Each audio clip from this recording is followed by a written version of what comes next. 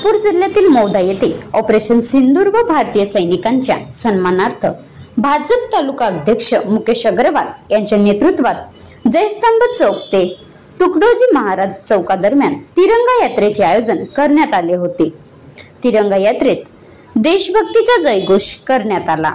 यावेळी प्रामुख्याने तिरंगा यात्रेला उपस्थित माजी आमदार टेकचंद सावरकर, अनिल निधान, राधा अग्रवाल, माजी जिल्हा परिषद सदस्य भारती सोमनाथे, माजी नगराध्यक्ष रमेश कुंभलकर, नरेश मोडगरे, खुशाल तांबडे, रवींद्र मंडारकर, शालिनी कुहीकर, सुषमा कुंभलकर, डिंपल धावडे तसेच स्वतंत्र सैनिक उपस्थित होते।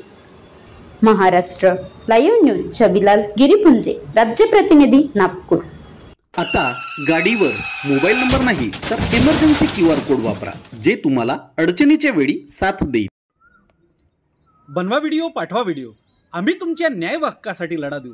ताज्या बातम्या व घडामोडींसाठी पाहत राहा फक्त महाराष्ट्र लाईव्ह न्यूज। आजच आमच्या चॅनलला सबस्क्राईब करा, शेअर करा, कमेंट करा आणि हो, बेल आयकॉन दबायला विसरू नका। जय महाराष्ट्र।